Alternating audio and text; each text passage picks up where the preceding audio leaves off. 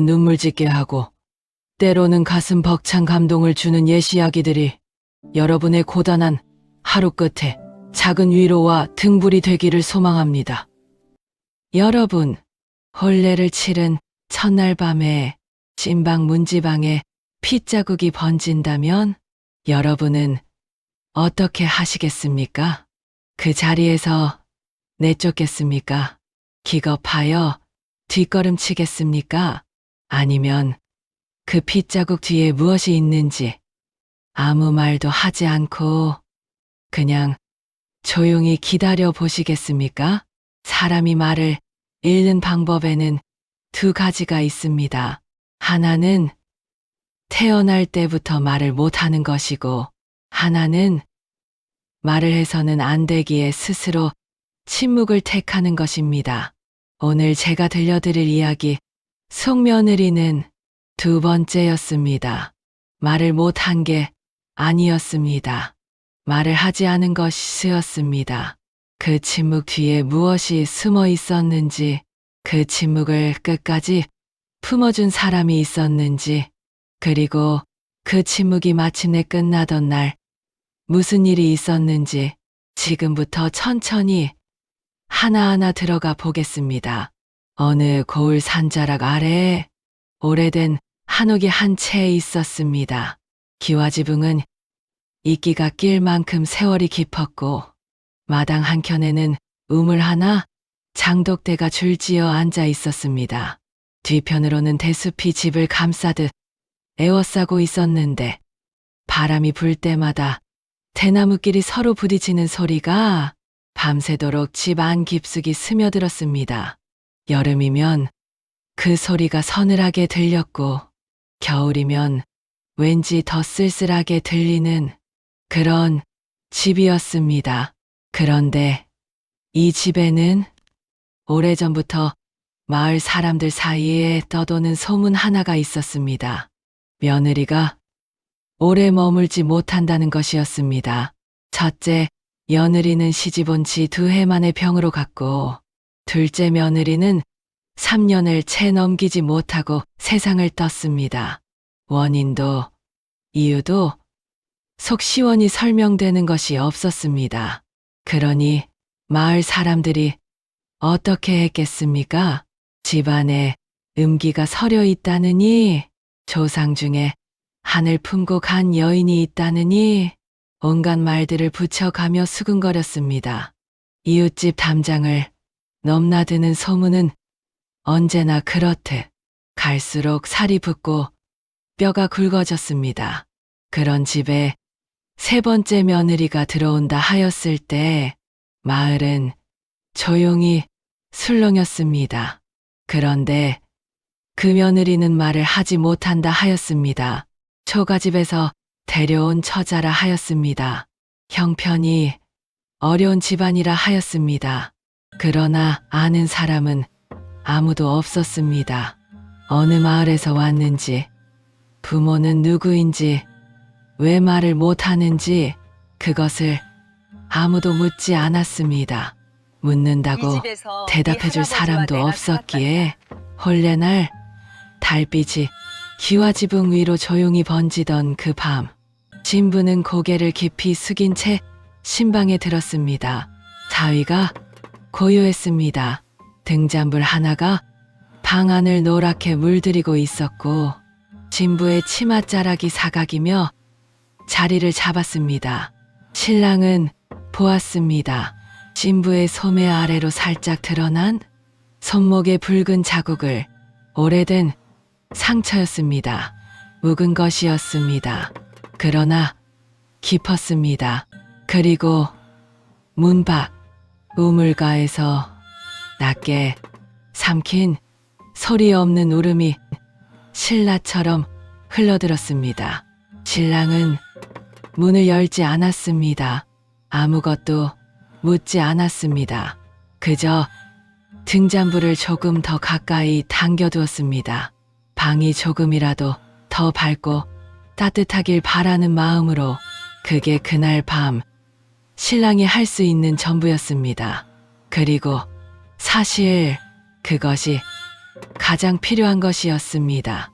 며느리는 새벽마다 가장 먼저 일어났습니다. 아직 서리가 가시지 않은 마루를 맨발로 딛고 장독대로 나가 뚜껑을 하나하나 열어 닦았습니다.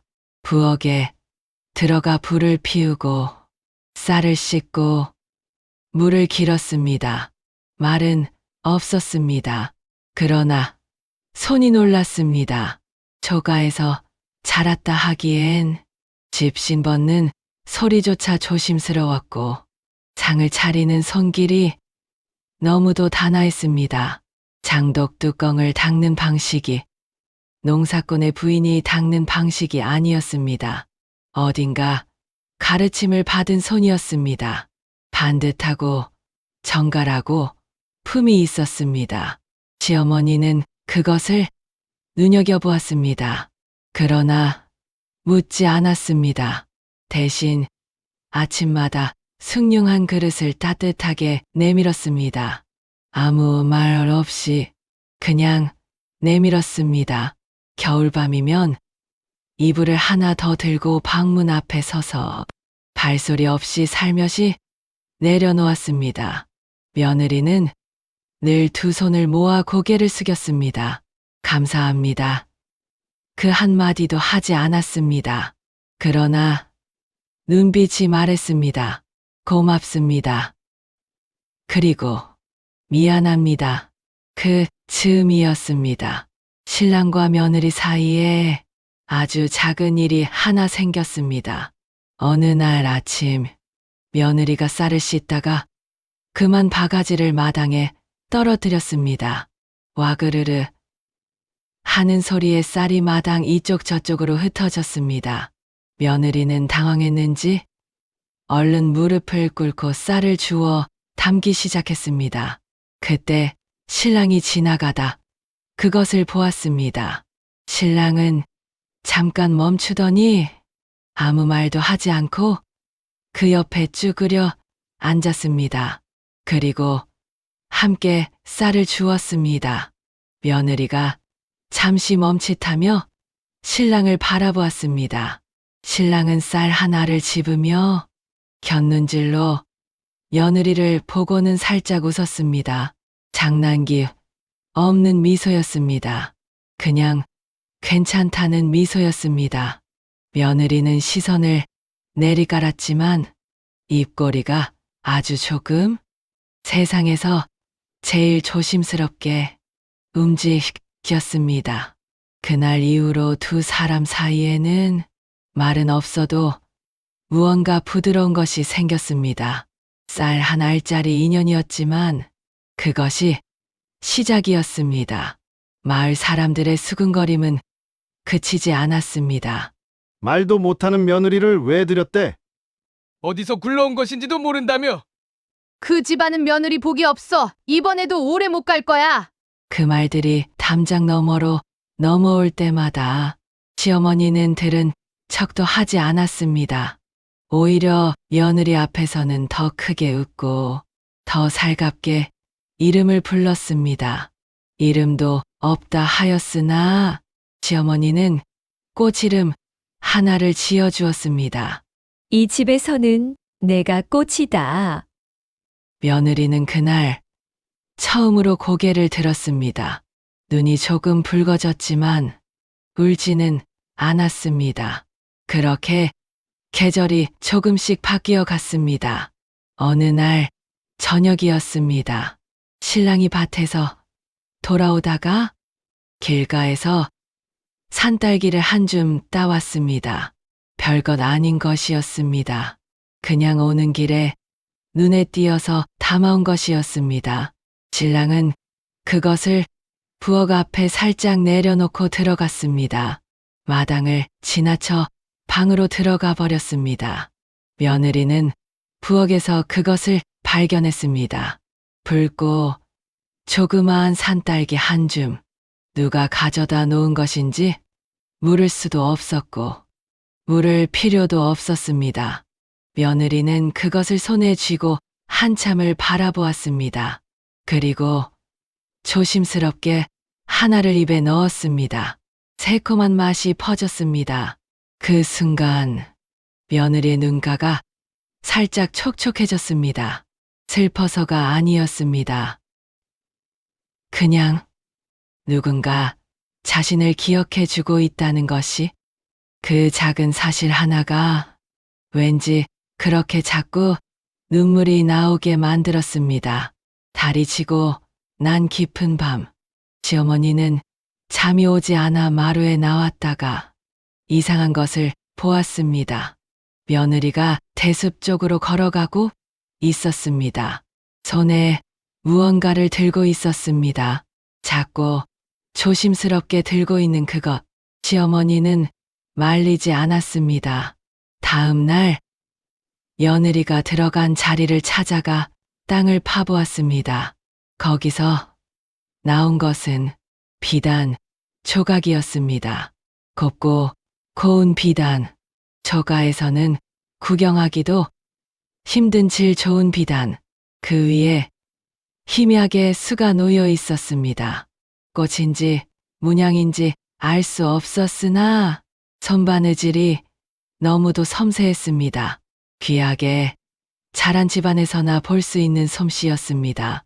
시어머니는 그것을 다시 조심스럽게 파묻었습니다. 원래대로 아무도 모르게. 그리고 또 다른 날 며느리가 우물 곁에 서서 수면에 비친 자신의 얼굴을 오래오래 바라보았습니다. 그 눈빛은 초가에서 자란 처자의 눈빛이 아니었습니다. 무언가를 잃어버린 사람의 눈빛이었습니다. 무언가를 기억하려는 사람의 눈빛이었습니다. 아니, 어쩌면 무언가를 잊으려 하는 사람의 눈빛이었는지도 모릅니다. 초봄이 되던 무렵이었습니다. 갑자기 관가의 사람들이 마을을 뒤지기 시작했습니다. 말을 탄 아전이 몇 명, 골목마다 들어서서 집집마다 대문을 두드렸습니다. 소문이 빠르게 퍼졌습니다. 몰락한 명문가가 있다 하였습니다. 영모의 누명을 쓰고 집안이 풍비박산이 났는데 살아남은 이가 어린 규수 하나뿐이라 하였습니다. 그 규수가 이 근방 어딘가 숨어들었다는 것이었습니다. 어느 날 오후 한 아전이 이 집 마당에도 들어섰습니다. 마당은 고요했습니다. 시어머니는 마루에서 콩을 고르고 있었습니다. 신랑은 마당 한쪽에서 장작을 패고 있었습니다. 며느리는 부엌에서 숯을 고르고 있었습니다. 아전이 마당을 둘러보며 물었습니다. 이 근처에 낯선 여인이 들지 않았소? 시어머니는 고개를 저었습니다. 아전의 시선이 부엌 안으로 향했습니다. 며느리가 보였습니다. 조용히 앉아 일하는 며느리. 아전의 눈이 잠시 멈추었습니다. 며느리의 소매 아래로 드러난 손목의 붉은 자국에서 그 순간 신랑이 한 발짝 앞으로 나섰습니다. 아전과 며느리 사이를 막았습니다. 제 아내는 병이 있어 말을 못합니다. 오래된 병입니다. 짧고 단단한 말이었습니다. 흔들림이 없었습니다. 아전은 한참을 바라보았습니다. 그리고 돌아섰습니다. 발소리가 멀어지고 말발굽 소리가 사라지고 난 뒤에도 마당의 세 사람은 한동안 그 자리를 지켰습니다. 아무도 말하지 않았습니다. 그러나 그날 마당에 함께 서 있던 세 사람 사이에는 말보다 더 단단한 무언가가 조용히 맺혔습니다. 그날 밤이었습니다. 신랑은 오랫동안 마루에 앉아 있었습니다. 대숲이 흔들리고 달이 지붕 위로 올라왔습니다. 신랑은 처음으로 며느리의 방문을 두드렸습니다. 문은 잠겨 있지 않았습니다. 방 안에는 등잔불 하나가 켜져 있었습니다. 며느리는 무릎을 꿇고 앉아 작은 보자기를 품에 안고 있었습니다. 눈가가 붉어 있었습니다. 신랑은 방 안으로 들어가 맞은편에 앉았습니다. 말없이. 그리고 기다렸습니다. 며느리는 한참 만에 보자기를 천천히 풀었습니다. 그 안에 있는 것은 낡고 오래된 서책 조각이었습니다. 그리고 금이 간 옥패 하나, 옥패에는 문양이 새겨져 있었습니다. 오래되어 희미해졌지만 지워지지는 않았습니다. 신랑은 그 문양을 알아보았습니다. 고관대작의 집안에서나 쓰던 것. 그러나 신랑은 아무것도 묻지 않았습니다. 그저 자리에서 일어나 등잔불을 조금 더 가까이 가져다 두었습니다. 방이 더 밝아졌습니다. 더 따뜻해졌습니다. 며느리는 그 불빛을 한참 바라보았습니다. 그러다 천천히 옥패를 다시 보자기에 싸서 조용히 가슴에 얹었습니다.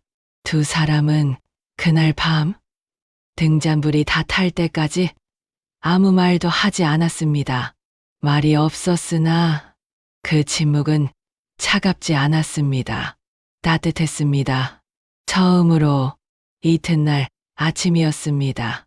며느리가 밥상을 들고 방으로 들어왔는데 신랑이 잠이 덜 깬 채로 벽에 기대 앉아 있었습니다. 머리는 헝클어지고 눈은 반쯤 감겨 있었습니다. 어젯밤 오래마루에 앉아 있었던 탓이었습니다. 며느리는 밥상을 내려놓으며 그 모습을 잠깐 내려다보았습니다.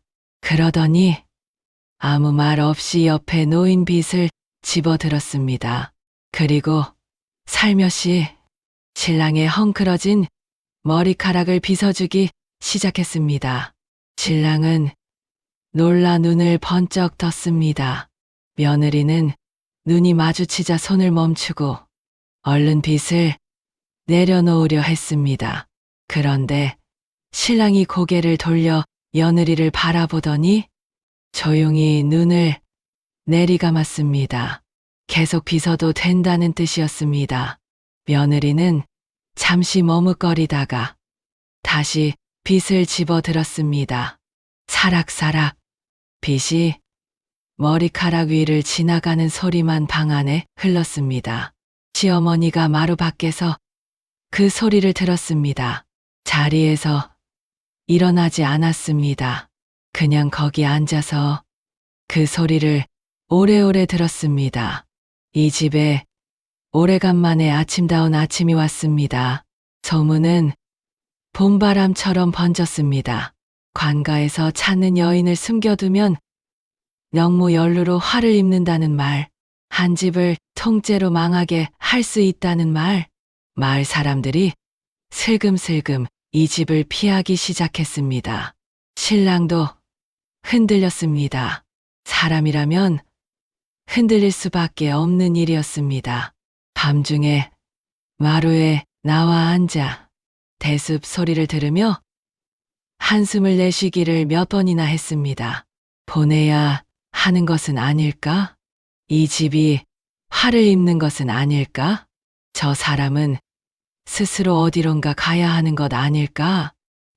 그런데 그때였습니다.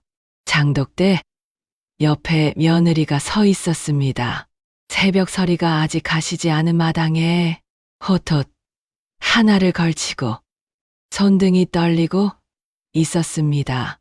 살짝 미세하게 떨리고 있었습니다. 추운 것인지 무서운 것인지 아니면 더 이상 버티지 못하는 것인지 신랑은 그 떨림을 보았습니다. 그리고 발걸음을 멈추었습니다. 사람이 진심으로 무너지려 할 때 그 몸은 먼저 압니다. 손끝이 먼저 압니다. 발끝이 먼저 압니다. 눈빛이 먼저 압니다. 신랑은 그것을 보았습니다. 그리고 알았습니다. 보내서는 안 된다는 것을. 신랑은 천천히 며느리에게 다가갔습니다. 그리고 아무 말 없이 자신의 겉옷을 벗어 며느리의 어깨 위에 걸쳐주었습니다. 며느리가 고개를 들어 신랑을 바라보았습니다. 신랑은 그냥 추우면 들어가요. 그 한마디만 했습니다. 며느리의 눈이 흔들렸습니다. 입술이 달싹였습니다. 그러나 소리는 나오지 않았습니다. 신랑은 괜찮다는 듯 고개를 한번 끄덕이고는 그냥 돌아섰습니다. 며느리는 그 자리에 한동안 서 있었습니다. 어깨 위 겉옷이 무거웠습니다. 따뜻했습니다. 그 무게가 이 세상 어떤 말보다 묵직하게 가슴에 내려앉았습니다. 한편 시어머니는 그날 우물가에서 두레박을 3번이나 놓쳤습니다. 손이 떨리고 있었기 때문입니다. 이 아이는 도망친 것이 아닙니다. 쫓기고 있습니다. 도망치는 사람과 쫓기는 사람은 다릅니다. 도망치는 사람에게는 죄가 있을 수 있습니다. 그러나 쫓기는 사람에게는 두려움밖에 없습니다. 그날 밤 시어머니는 며느리를 불렀습니다. 그리고 곱게 접어둔 무명옷을 내밀었습니다. 빨아서 다려둔 고운 옷이었습니다. 말은 없었습니다. 그러나 그 손길 하나가 이 집에서 너를 내치지 않겠다는 말이었고, 무섭지 않아도 된다는 말이었고, 내 편이 있다는 말이었습니다. 며느리는 그 옷을 2 손으로 받았습니다. 고개를 깊이 숙였습니다. 어깨가 살짝 흔들렸습니다. 그래도 울지 않았습니다. 아직은 봄이 무르익을 무렵 관가의 군사들이 다시 들이닥쳤습니다. 이번에는 아전 하나가 아니었습니다. 갑옷을 입은 군사 여럿이 마당 안으로 들어섰고 그 기세는 지난번과 달리 확신에 차 있었습니다. 몰락한 윤가의 규수가 이 집에 있다는 보고가 들어왔다. 시어머니는 마루에서 일어났습니다. 신랑은 마당으로 나섰습니다. 그 순간이었습니다. 부엌 안에서 조용한 발소리가 났습니다. 그리고 며느리가 마당으로 나왔습니다. 고개를 들고 2 발로 똑바로 서서 사람들의 시선이 모두 그녀에게 쏠렸습니다. 그녀는 잠깐 눈을 감았습니다. 그리고 입을 열었습니다. 제가 그 집안의 딸입니다. 쉰 목소리였습니다. 오랫동안 쓰지 않아 굳어버린 목소리였습니다. 침묵이 너무 오래되어 말이 목에서 잘 나오지 않는 소리였습니다. 그러나 또렷했습니다. 그녀는 말했습니다. 아버지는 영모를 꾸민 사람이 아니었다고. 권세 높은 자들의 모함에 걸려 억울하게 목숨을 잃었다고. 그 화가 집안 전체에 미쳤고 자신 또한 제거 대상이 되어 도망칠 수밖에 없었다고. 도망치는 동안 말을 하면 위치가 드러날까 두려웠다고. 목소리를 들키면 잡힌다는 것을 알았기에 스스로 침묵을 택했다고. 말을 못하는 것이 아니었습니다. 말을 하지 않은 것이었습니다. 살기 위해서 마당은 고요했습니다. 바람 한 점이 대숲을 흔들었습니다. 군사들은 서로를 바라보았습니다. 군사들이 한 발짝 다가섰습니다. 그때였습니다. 신랑이 며느리 앞에 섰습니다. 군사들과 그녀 사이에 제 아내입니다. 3 글자였습니다.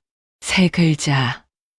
그러나 그 3 글자 안에 담긴 것은 위협도 아니었고 협박도 아니었습니다. 그것은 단지 내가 이 사람 편이라는 말이었습니다. 내가 이 사람을 지키겠다는 말이었습니다.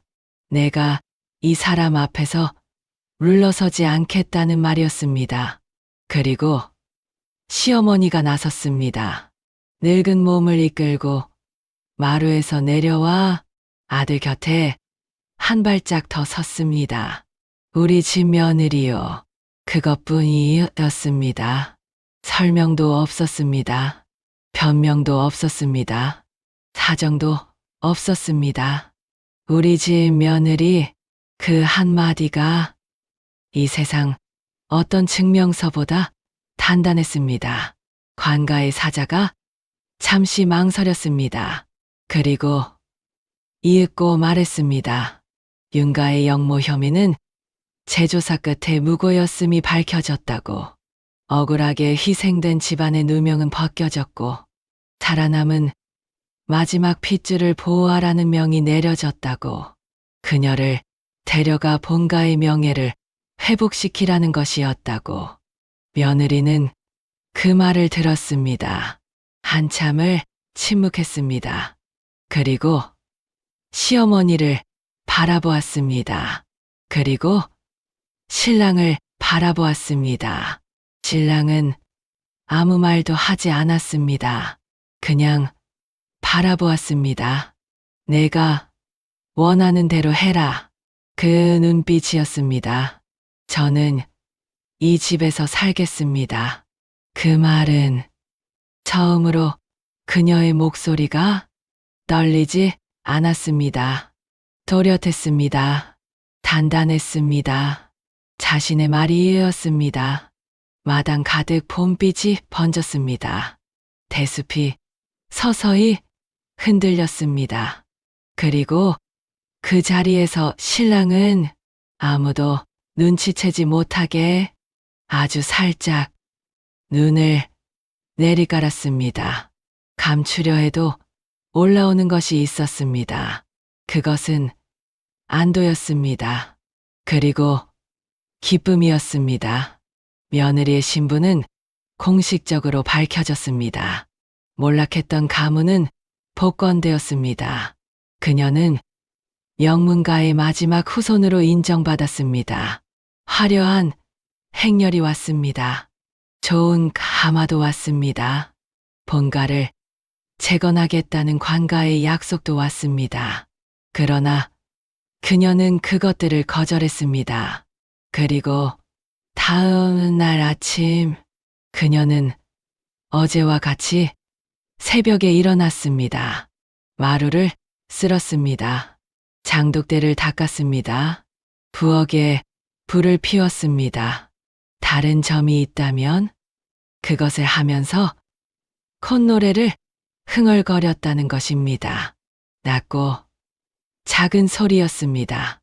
누가 들었는지 못 들었는지 알 수 없는 소리였습니다. 그러나 그것은 이 집에서 처음으로 울려 퍼진 노랫소리였습니다. 시어머니는 부엌에서 그 소리를 들으며 남몰래 눈물을 훔쳤습니다. 이제 두 사람 사이에는 조금씩 빛이 들기 시작했습니다. 며느리가 밭에서 올라오다 넘어진 날 신랑이 달려와 손을 잡아 일으켰습니다. 그리고 잡은 손을 한참 놓지 않았습니다. 며느리가 눈을 동그랗게 떴습니다. 신랑은 그제야 퉁명스럽게 흙이 묻었소 하고는 손을 놓아주었습니다. 며느리는 손바닥을 내려다보았습니다. 흙은 묻어 있지 않았습니다. 그날 저녁 밥을 먹는 내내 며느리의 입꼬리가 내려가지를 않았습니다. 시어머니는 그것을 보고 국물이 뜨거운 척 고개를 숙였습니다. 함께 우물에서 물을 길었습니다. 함께 밭을 거들었습니다. 함께 저녁을 먹었습니다. 말이 많지는 않았습니다. 그러나 그것으로 충분했습니다. 말이 아니어도 통하는 것들이 있습니다. 눈빛으로 전하는 것들이 있습니다. 손길 하나로 전해지는 것들이 있습니다. 그 집안에는 이제 더 이상 차갑고 무거운 침묵이 없었습니다. 대신 따뜻하고 편안한 고요함이 있었습니다. 고요함과 침묵은 다릅니다. 침묵은 두려움에서 옵니다. 고요함은 평화에서 옵니다. 이 집에 드디어 평화가 왔습니다. 몇 해가 흘렀습니다. 기와지붕은 여전했습니다. 장독대도 그대로였습니다. 우물은 여전히 맑았습니다. 등잔불은 여전히 저녁마다 켜졌습니다. 그러나 달라진 것이 있었습니다. 마루 위에 작은 아이의 집신이 놓이기 시작했습니다. 이 집에는 이제 아이의 웃음소리가 있었습니다. 마당을 뛰어다니는 작은 발소리가 있었습니다. 장독대 뒤에 숨었다가 웃으며 튀어나오는 아이가 있었습니다. 할머니 등에 엎여 대숲을 바라보는 아이가 있었습니다. 오래된 한옥은 달라진 것이 없었습니다. 그러나 이 집 안에 흐르는 공기가 달라졌습니다. 추위가 들어오기 전에 온기가 먼저였고, 밤이 깊어지기 전에 등잔불이 먼저였으며, 슬픔이 번지기 전에 손길이 먼저였습니다. 며느리는 이제 말을 합니다. 그러나 불필요한 말을 늘어놓지는 않았습니다. 꼭 필요한 말만 했습니다. 꼭 필요한 때에만 했습니다. 사람이 오랫동안 침묵을 지키다가 내뱉는 말은 보통의 말과 다릅니다. 그 말에는 숨겨온 시간만큼의 무게가 실립니다. 견뎌온 세월만큼의 진심이 담깁니다. 잃어버렸다가 되찾은 것들의 소중함이 녹아 있습니다. 어느 늦가을 새벽, 서리가 하얗게 내린 마당, 세 사람이 함께 마당을 쓸었습니다. 시어머니, 며느리, 그리고 신랑. 빗자루 소리가 마당에 울렸습니다. 서리 위에 빗자루 자국이 났습니다. 그리고 세 사람의 발자국이 찍혔습니다. 나란히 오래전 이 마당에는 피가 번졌습니다. 홀레날 문지방에 번진 피. 그것은 두려움의 흔적이었습니다. 쫓기던 사람의 상처였습니다. 침묵을 택할 수밖에 없었던 사람의 피였습니다. 그러나 지금 그 자리에는 아무 흔적도 없었습니다. 서리만이 하얗게 덮여 있었고, 그 위에 나란히 찍힌 새 사람의 발자국만 있었습니다. 그 발자국은 어디로도 흩어지지 않았습니다. 나란히 한 방향으로 함께.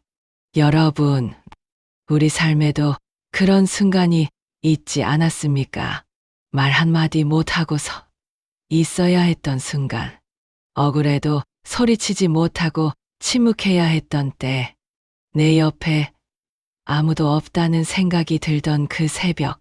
그런데 그런 새벽에 몰래 이불을 더 얹어주던 사람이 있었다면, 내 앞에 조용히 한 발짝 나서주던 사람이 있었다면, 이름도 묻지 않고 따뜻한 숭늉을 내밀던 사람이 있었다면, 그것만으로 사람은 버팁니다. 그것만으로 사람은 살아냅니다. 말 못하는 며느리의 이야기는 말 못하는 며느리만의 이야기가 아닙니다. 언젠가 자신의 말을 빼앗겼던 모든 사람의 이야기입니다. 그 침묵을 끝까지 품어준 사람들의 이야기입니다. 그리고 마침내 침묵이 끝나고 따뜻한 고요가 찾아온 모든 집안의 이야기입니다. 서리가 내린 새벽마당에 나란히 찍힌 발자국처럼 어디로도 흩어지지 않는 인연이 있습니다. 그 인연은 화려하지 않습니다. 시끄럽지도 않습니다. 그냥 조용히 곁에 있습니다. 아침이면 함께 마당을 쓸고 저녁이면 함께 불을 켜고 서리 위에 나란히 발자국을 남기며 그것이 사랑입니다. 그것이 가족입니다. 그것이 집입니다. 오늘 이야기 어떠셨습니까? 말 못하는 며느리, 그 침묵 뒤에 숨어 있던 것들, 그리고 그 침묵을 끝까지 기다려준 사람들, 살다 보면 말이 가장 무력할 때가 있습니다.